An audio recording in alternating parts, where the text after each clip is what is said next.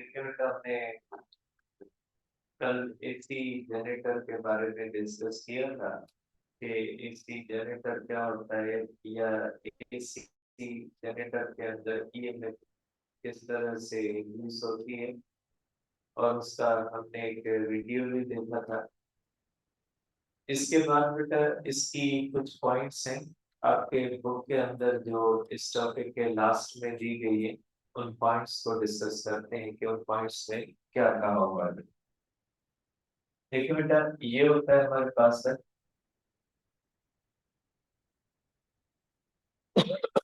ये आपके बुक में बेटा इसी टॉपिक के लास्ट में ये कुछ पॉइंट्स दी हुई है। इसमें कहा गया बेटा कि सिमान generator implying a permanent magnet is commonly called a magneto। बेटा ये चलो ये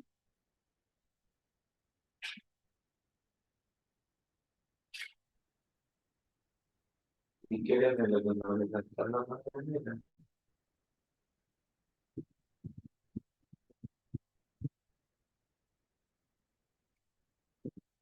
चलो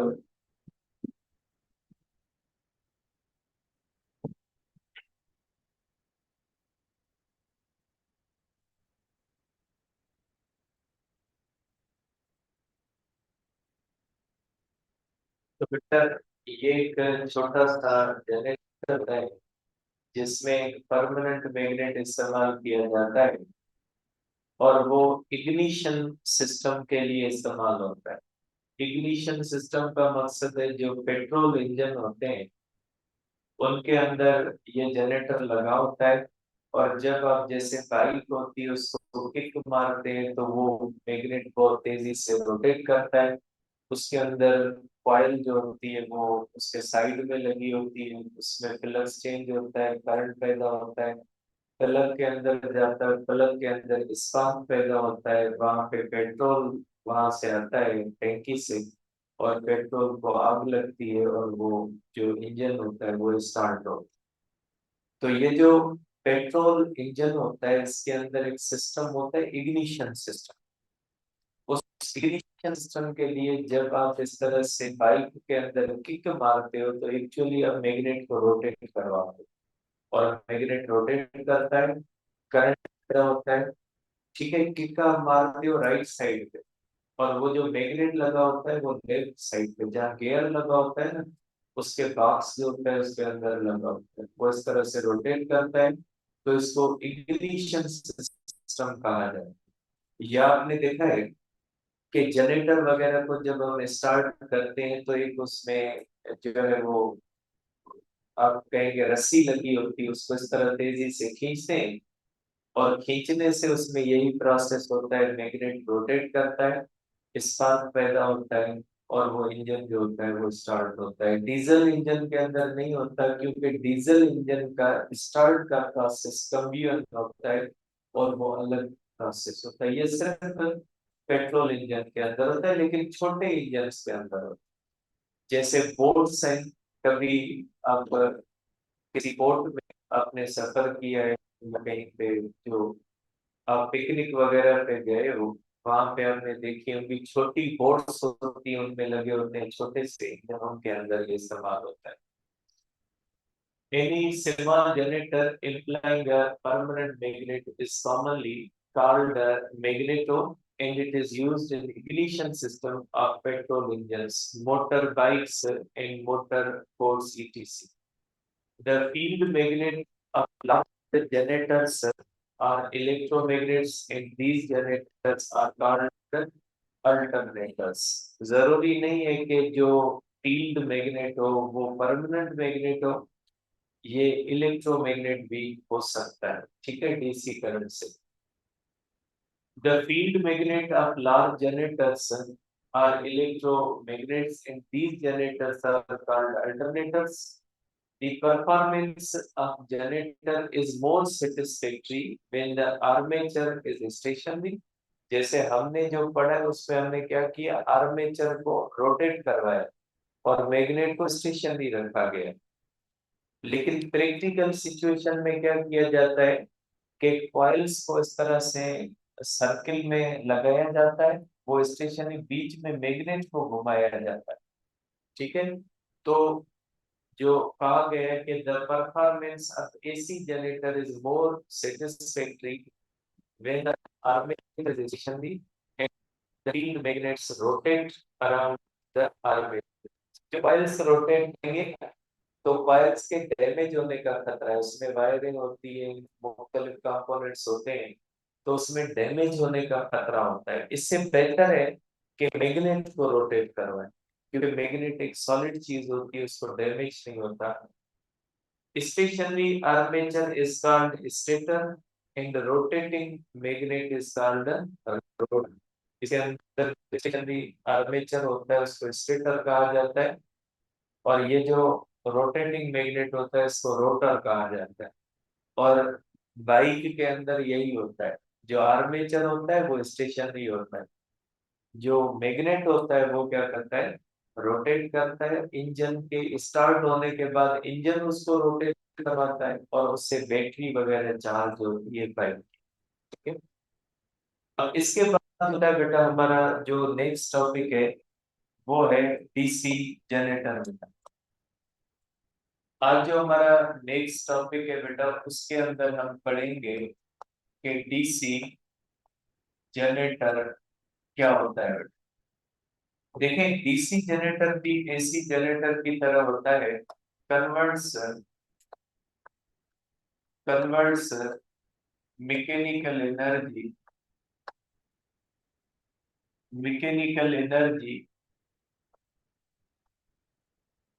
into electrical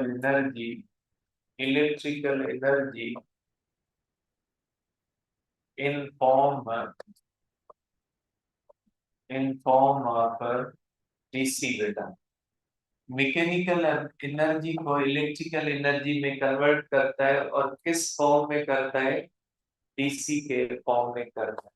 अब इसके बेसिक कंपोनेंट्स कौन से होते हैं, इसके बेसिक कंपोनेंट्स कौन से हैं? अब इसके जो बेसिक कंपोनेंट्स होते हैं वो एक होता है बेटा फील्ड मैग्नेट, एक होता है हमारे पास फील्ड मैग्नेट बेटा, और दूसरा जो होता है बेटा इसके अंदर आर्मेचर होता है, सेम कंपोनेंट्स है बेटा। और तीसरा जो कंपोनेंट होता है बेटा वो इसके अंदर होता है स्प्लिट रिंग्स बेटा।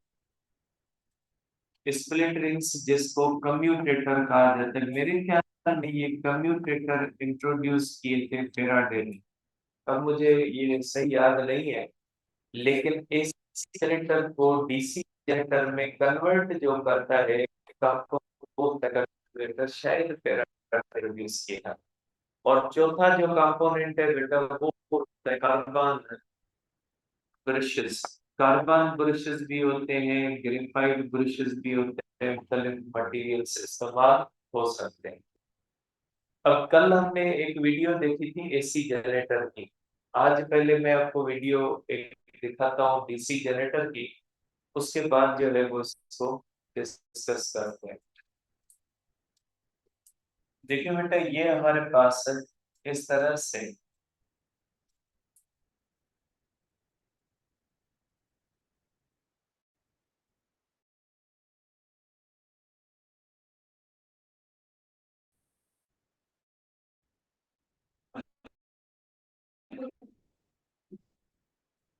देख सकते हैं कि जिस तरह से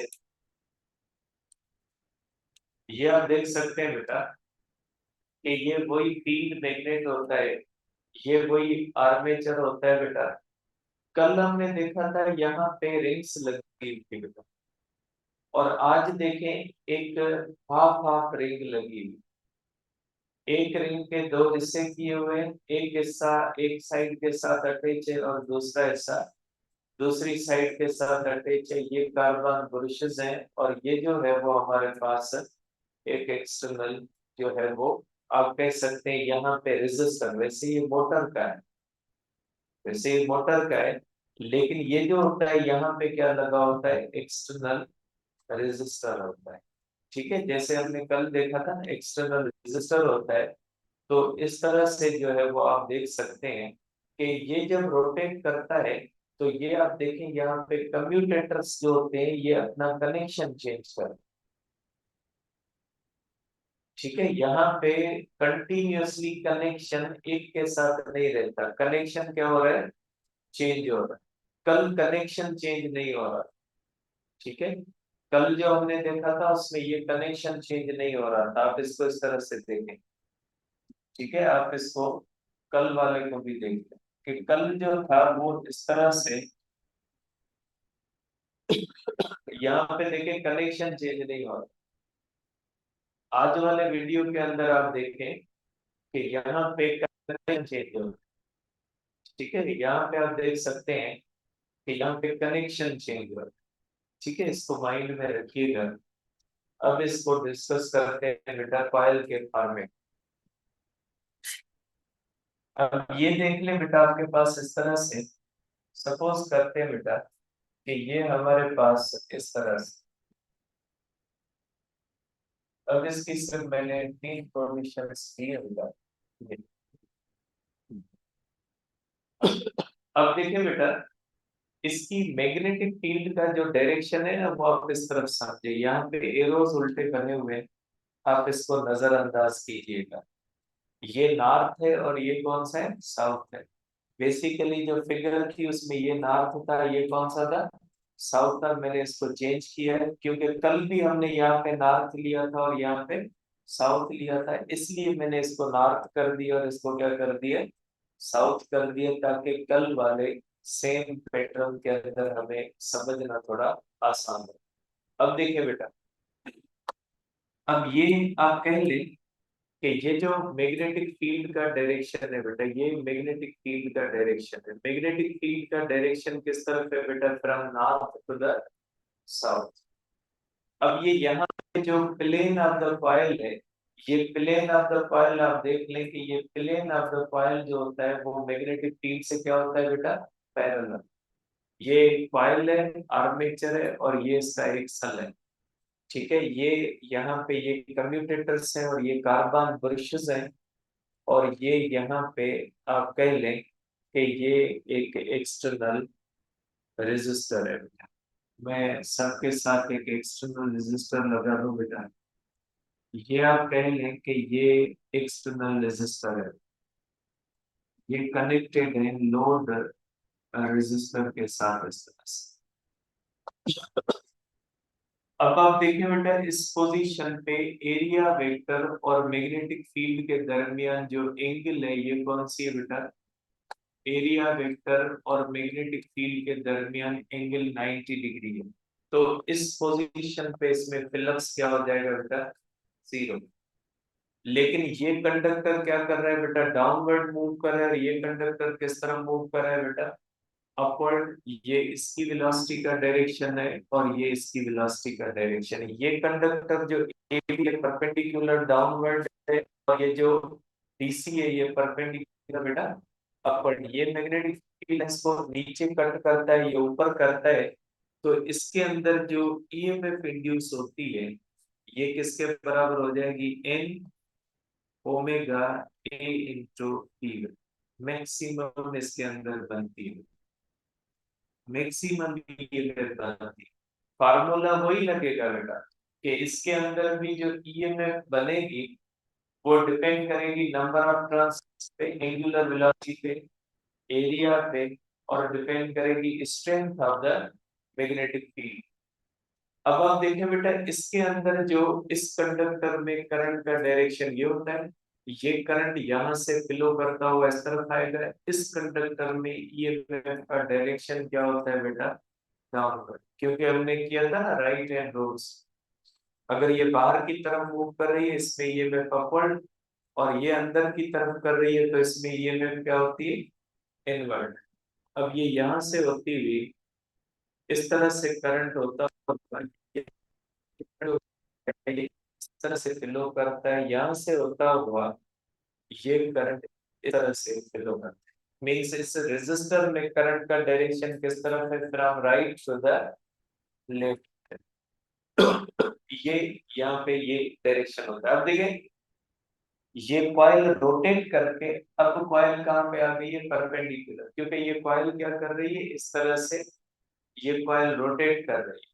रोटेट करने के बाद कॉइल यहाँ पे आ गई बेटा। अब ये एरिया वेक्टर, अब एरिया वेक्टर और मैग्नेटिक फील्ड जो होते हैं वो एक दूसरे से, आप कह सकते हैं कि ये जो मैग्नेटिक फील्ड होती है, मैग्नेटिक फील्ड और एरिया वेक्टर एक दूसरे के साथ क्या होते हैं बेटा, पैरेलल होते हैं। तो यहाँ पे आप देख सकते हैं कि कॉइल का प्लेन परपेंडिकुलर है, देयरफॉर फ्लक्स जो होगा वो कितना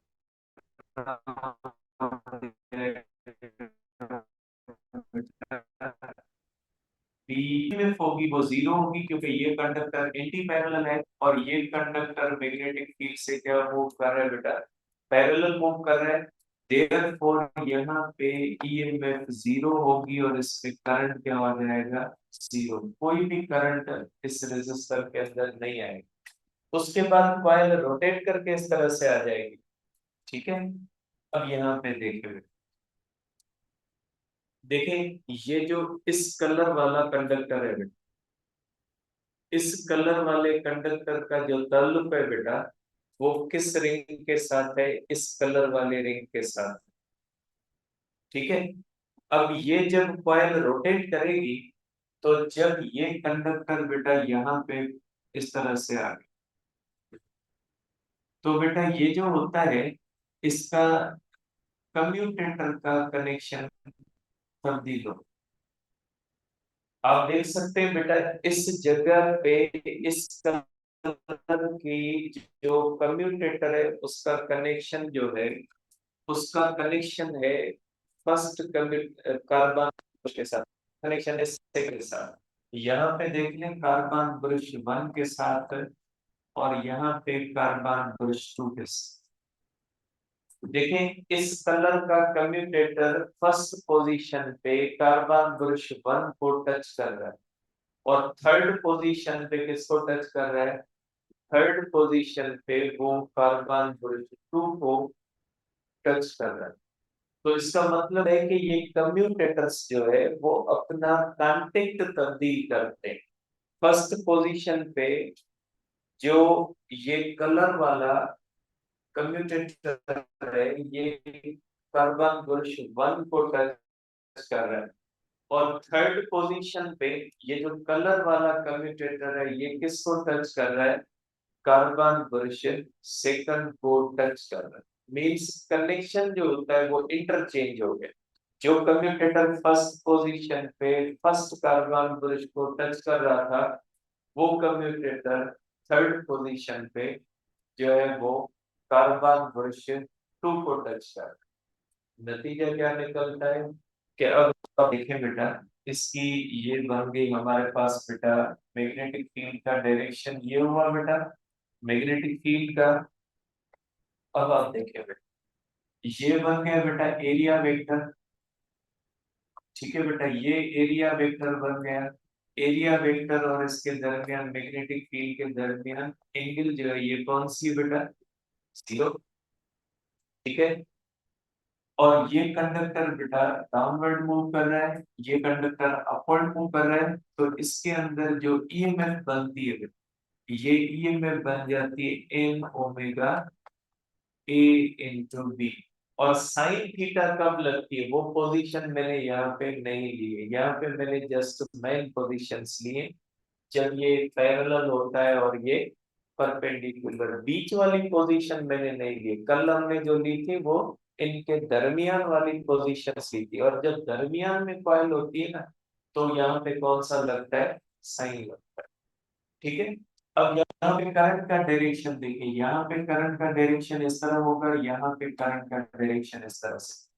तो ये करंट इस तरह से आएगा और ये करंट यहाँ से होता हुआ, ये करंट यहाँ से होता हुआ इधर करंट जो है वो रेजिस्टर के अंदर देखें, रेजिस्टर के अंदर करंट का डायरेक्शन सेम था। रेजिस्टर के अंदर यहाँ पे भी करंट का डायरेक्शन ये था और वहां पे भी करंट का डायरेक्शन क्या है, सेम। इसका मतलब ये हुआ कि कम्यूटेटर्स की वजह से जो एक्सटर्नल सर्किट है उसके अंदर करंट का डायरेक्शन जो रहता है वो सेम रहता है। ठीक है, तो ये जो जनरेटर होता है जिसके अंदर कम्यूटेटर्स लगे होते हैं, कम्यूटेटर्स जो होते हैं वो एक्सटर्नल सर्किट के अंदर करंट का डायरेक्शन जो होता है वो सेम रखते हैं। और यहाँ पे जो करंट हमें मिलता है, ये कौन सा करंट मिलेगा हमें? ये पल्सेटिंग डीसी मिलेगा। ऐसे करंट को हम कहते हैं पल्सेटिंग डीसी, क्योंकि यहाँ पे करंट है, यहाँ पे इसके अंदर ईएमएफ है, मैक्सिमम ईएमएफ है, कॉइल रोटेट करके यहाँ पे आई तो मैक्सिमम से ईएमएफ क्या हो गई? जीरो। कॉइल रोटेट करके यहाँ पे आई तो जीरो से फिर क्या हो गई? मैक्सिमम। और ईएमएफ का डायरेक्शन चेंज हो गई। कल वाले में क्या हुआ था कि ईएमएफ का डायरेक्शन क्या था? इस पोजीशन पे ये था तो इस पोजीशन पे क्या बन गया था? और उसकी वजह कौन सी थी? स्लिप रिंग्स, क्योंकि स्लिप रिंग्स का कनेक्शन तब्दील नहीं हुआ था। जो रेड कलर की स्लिप रिंग थी उसका उसी कार्बन ब्रिज के साथ कांटेक्ट थ्रू आउट रोटेशन रहा, और जो ब्लू कलर की जो कार्बन ब्रिज का जो सॉरी जो स्लिप रिंग थी, उस ब्लू कलर की स्लिप रिंग का जो ताल्लुक होता है वो कंटिन्यूअसली उसी कार्बन ब्रश के साथ होता है, कांटेक्ट चेंज नहीं होता। जबकि इसके अंदर जो बुनियादी रीजन है करंट के डायरेक्शन का सेम रहने का, जो बुनियादी रीजन है कौन सा है? कम्यूटेटर्स है। जो डीसी बाहर जो डीसी जो यूनिडायरेक्शनल करंट बनता है उसका रीजन कौन सा होता है? उसका रीजन जो होता है ये कम्यूटेटर्स। ठीक है, अब मैंने तो आपको कहा था कि इंडक्शन के अंदर करंट हमेशा एसी बनता है, तो यहाँ पे डीसी कैसे बनता है? इंडक्शन होती है कॉइल के अंदर, और कॉइल के अंदर अभी भी एसी बन रहा है। आप देख सकते हैं कॉइल के अंदर एसी है। ब्लैक कंडक्टर के अंदर करंट इधर, इस कंडक्टर में करंट इस तरह से। यहाँ पे देखें ब्लैक कंडक्टर के अंदर करंट इस तरह से, कॉइल के अंदर एसी ही पैदा होता है। डीसी जनरेटर की कॉइल में एसी बनता है क्योंकि कॉइल के अंदर इंडक्शन होती है। इंडक्शन की वजह से डीसी नहीं बनेगा, उस इंडक्शन की वजह से बनते हुए एसी को डीसी में कन्वर्ट कौन कर रहा है? कम्यूटेटर्स कर रहे हैं। तो यहाँ पे कम्यूटेटर्स का काम कौन सा होता है कि जो कॉइल के अंदर एसी बन रहा है उसको एक्सटर्नल सर्किट में जो ट्रांसफर करते हैं वो एज ए डीसी करते हैं। और ये जो डीसी मैंने बनाया है ये पल्सेटिंग, पल्सेटिंग डीसी का मकसद है ऐसा डीसी जो झटके खा रहा हो। करंट आया, फिर जीरो हुआ, फिर करंट आया, फिर जीरो होगा, कॉइल रोटेट करती रहेगी, इसको पल्सेटिंग करंट कहा जाता है। ठीक है, pulsating current, pulsating current is converted into pulsating current is converted into steady DC. Steady DC pulsating current is converted into steady DC. ठीक है, by increasing the by increasing the number of coils, number of coils, number of coils oriented at different angles. ठीक है, अब इसके अंदर क्या किया जाता है? सपोज करें इस तरह से अगर एक कॉइल हम जनरेटर के अंदर इस्तेमाल करेंगे तो हमें जो करंट मिलेगा वो कौन सा मिलेगा? पल्सेटिंग डीसी मिलेगा। लेकिन हमें स्मूथ डीसी चाहिए, हमें स्टेडी डीसी चाहिए, तो उसके लिए हम क्या करते हैं? कॉइल्स की तादाद बढ़ाते हैं। अगर एक कॉइल हॉरिजॉन्टल है तो दूसरी वर्टिकल, डिफरेंट एंगल्स पे कॉइल्स लगाते हैं। एक ही जनरेटर के अंदर एक कॉइल नहीं होती, एक ही जनरेटर के अंदर कॉइल्स की तादाद बढ़ाते हैं, और नतीजा ये निकलता है कॉइल्स रोटेट कर रही होती है ना, तो कोई ना कोई कॉइल ऐसी होती है जो मैक्सिमम दे रही होती है, और आउटपुट में हम ये कम्यूटेटर्स को इस तरह से एडजस्ट करते हैं कि कम्यूटेटर हमेशा कनेक्शन उसी से बनाए रखते हैं जिसके अंदर मैक्सिमम ईएमएफ बन रही है। तो इसलिए आउटपुट हमेशा हमें क्या मिल रहा होता है, मैक्सिमम मिल रहा होता है। तो नंबर ऑफ कॉइल्स को बढ़ाते हैं, 2 करते हैं, 3 करते हैं, 4 करते हैं, जितनी कॉइल्स की तादाद बढ़ेगी ना उतना डीसी जो होगा वो ज्यादा स्मूथ होगा, उसके अंदर पल्सेशन उतनी कम होगी। और जितनी कॉइल्स की तादाद बढ़ेगी ना उतनी कम्यूटेटर की तादाद बढ़ेगी। एक कॉइल के साथ 2 कम्यूटेटर होते हैं, 2 कॉइल के साथ 4 कम्यूटेटर होंगे, 3 कॉइल के साथ 6 कम्यूटेटर होंगे, 4 कॉइल्स के साथ 8 कम्यूटेटर होंगे, 5 कॉइल्स के साथ 10 कम्यूटेटर। जितनी कॉइल्स की तादाद बढ़ेगी उतनी कम्यूटेटर्स की तादाद बढ़ेगी, और वही कम्यूटेटर कार्बन ब्रश को टच करेगा जिस कम्यूटेटर की कॉइल में मैक्सिमम ईएमएफ बन रही होती है, उसको एडजस्ट इस तरह से किया जाता है। तो ये हो गया बेटा हमारे पास डीसी जनरेटर। डीसी जनरेटर के अंदर जो करंट बनता है वो डीसी बनता है। अब इसकी कॉइल के अंदर एसी बनता है, इसकी कॉइल के अंदर एसी बनता है, एक्सटर्नल सर्किट के अंदर डीसी बनता है। तो आप कह सकते हैं कि in coil current is AC, but in external circuit, external circuit, current is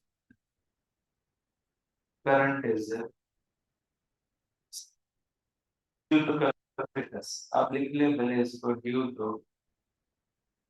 commuters, commuters की वजह से जो होता है वो डीसी। तो ये हो गया बेटा हमारा डीसी जनरेटर।